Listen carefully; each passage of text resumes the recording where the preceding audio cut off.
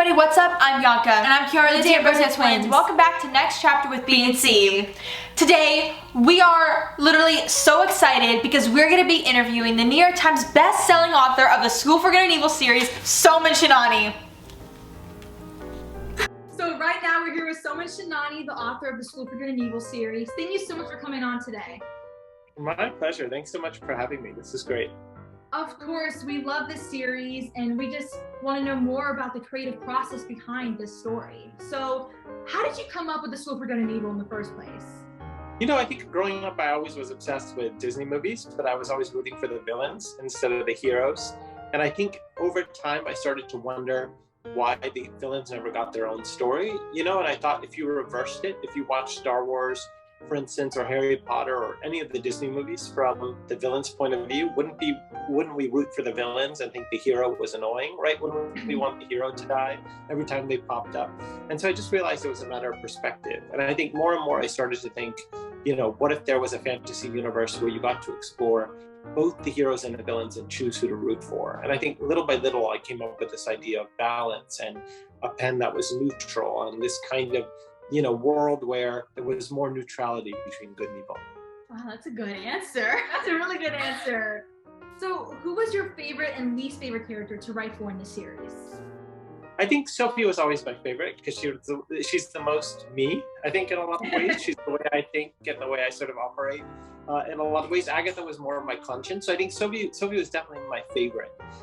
There was no least favorite. There was never a character where I felt like it was very difficult. I think Tedros was always a little tough because I wanted to create a believable kind of male hero, but at the same time write one that was different than all the rest. So I think he could be challenging because he often made the wrong decisions. And I think writing a character that often does the completely wrong thing can be difficult, but I loved writing him also. So yeah, I never had a least favorite because I think if you have a least favorite character, it usually means you're not doing it right. Yeah. The more you know. The more you know. What was your favorite SGE book to write?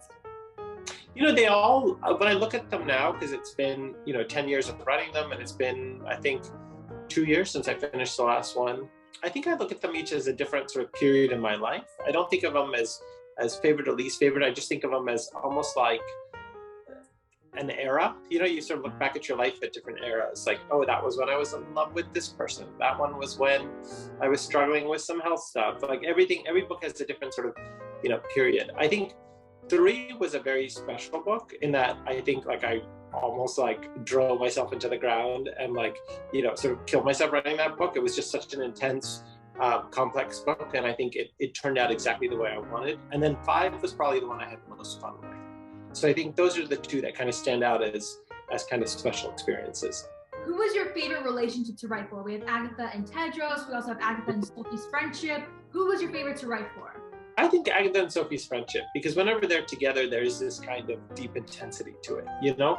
Agatha and Tedros, I always felt like Agatha had him a little under control, that like no matter how sort of spun out Tedros got, Agatha knew how to handle it, you know? And I think with Sophie, you always felt like Agatha felt out of control. And I think I loved that kind of relationship, that there was a friend who always pulled her out of her comfort zone. And in a lot of ways, Tedros made sense for her to end up with because Tedros towards the end felt like home.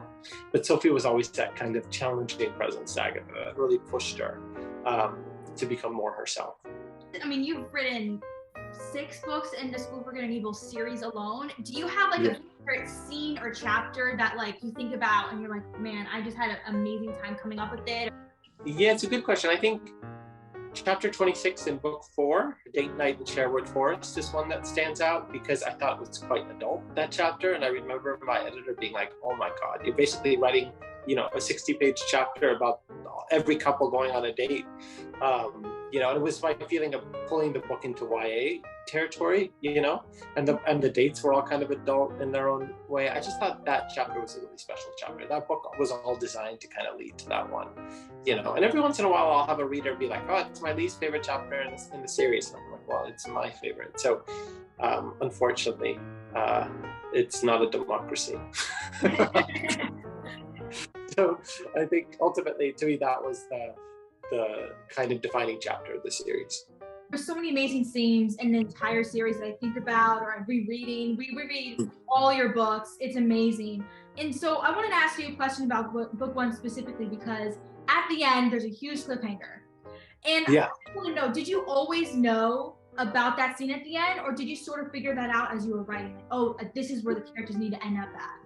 No, I had more. So I had them go back to Gabaldon, and I had a big kind of like finale, not finale, but like, you know, an ending there. And my editor at the time, this wonderful woman named Phoebe Hay, kept being like, well, what if you end it here? And I thought, no, because we need to know where they go and everything. And she was like, do we? And it stuck in my head. I sort of walked around for a week being like, there was something about ending it there that obviously made you want to read the rest of the series. But I thought also, even if there was no rest of the series, it made it feel like a fairy tale. It gave it a more fairy tale ending where the magic was left in your head and you could sort of think to yourself, well, what happens now? You knew the story was over and they went home, but what did that look like and all those things. So I love the idea of ending it there, you know? Oh, wow. I didn't know that. Like I mean, when I read the first book, I read through it in like 2 days. And for me, I'm a very slow reader. And when I got to the end, I remember I looked to my sister and I was like,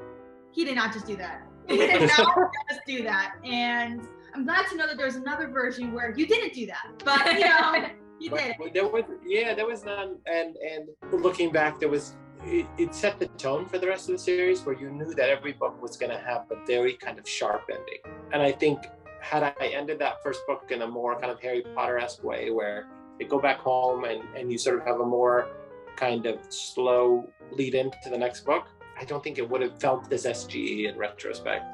My best friend Sophia introduced me to this series, and we're so excited to watch the movie this fall. Is there anything that you can tease or hint us about? Because we're so excited. It's really good. I mean, the truth is, you have to remember, most movies made out of fantasy novels, especially popular fantasy series, are terrible.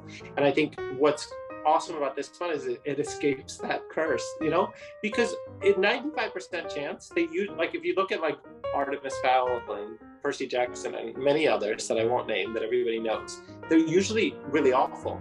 And I think we've been really lucky in that we have the greatest director in the world, Paul Feig, and we have Netflix behind us, and it's a big, big movie with the most amazing cast, you know what I mean? So we were just very blessed from the start, and it's a very faithful adaptation. And I think the only thing is that you're not going to get everything in the book because it's impossible. It would be a 10-hour movie. So you're going to get the big set pieces, the big moments. You're going to get a lot of surprises too, like things that not necessarily we invented for the movie, but things that we sort of like pulled out and threads that made more sense in sort of the cinematic universe and things like that. But at the end of the day, you know, we've done a lot of test screenings and the fans adore it. So I have complete 100%. I go to sleep every night not worried. The fans are going to love it. But I'm just hopeful that it's enough that it gets us more sequels in the future. Well, I'm going to be crossing my fingers because I would love to see, specifically, I would love to see book 3 as a movie because that's my favorite book in the series. And I have a lot going on in book 3. And it's like a battle, a huge, it's just a lot. Yeah, I think my hunch is if you do more sequels, you would probably have to bring some of 3 into 2 in order to successfully get those movies done, because I think otherwise it's impossible to fit 3 into one movie. And I think you could bring some of 3 forward into 2. So then you could sort of have a 2/3 and then kind of the second half of 3. Do you know what I mean? That would be my guess. So I'm hopeful that that's what ends up happening. But it just depends on you know, whether readers like the first one and whether enough people in the world watch it. Oh gosh. Okay, well, I'm gonna be hoping for it. I really want to see more movies. Me too. Last question before we go on to our game. What are 3 words that you would use to describe this book or the rest of the series? Oh, I think it's bold, provocative, and mischievous. I think those are the 3 I would sort of associate with that first book. Oh, those are not any of the words I was expecting to hear, like at all. What would be your 3 words? I would say addicting because I read it so fast. Friendship is a good way to describe this book. And then like a fairy tale. Again, it's like literally a very whimsical. That's what I Whimsical. would do. But I don't know. I just think that the entire book is a provocation. But I'm looking at it from Sophie's point of view, where everything she's doing is ridiculous. So I'm always, from Agatha's point of view, yes. From Sophie's point of view, I think that the entire story is one big tease, you know?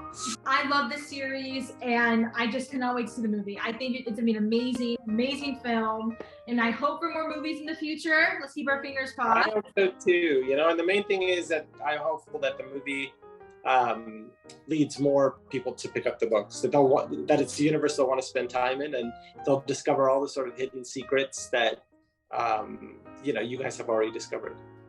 Yes, I can't wait. We're gonna be playing a little bookish this or that game. Perfect, let's do it. First question, would you rather have a friend who loses your books or one who dog ears them? Oh, I don't mind dog ear. I dog ear all my books, and I feel like some people think that's sacrilege. So definitely a friend who dog ears them. Would you rather read only one book in a year and remember everything, or read 100 books and remember nothing?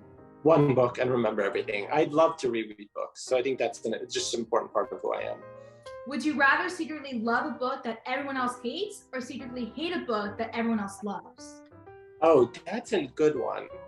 I think for me, I secretly love a book that everyone else hates, because it happens sometimes where I read some kind of, or watch a movie or something that everybody hates and I love, so I think I'm very good at sort of making my own taste when it comes to things and not really following popular opinion. Would you rather only read series or standalone novels? I'd rather read standalone novels, I think. Series sometimes, unless the author is very disciplined and very attentive to raising the stakes, they can sort of slide, and one of my things with doing books 4, 5, 6 is I wanted to make sure they were as good or better than 1, 2, 3, and that was sort of one of my rules, so I think it was very important to set that level of expectation for myself, or at least different, so that when you went into 4, 5, 6, you felt like you were getting a different experience rather than it being like a peak and then a slide down. Would you rather read a book with an annoying cliffhanger or one where your favorite character is killed off?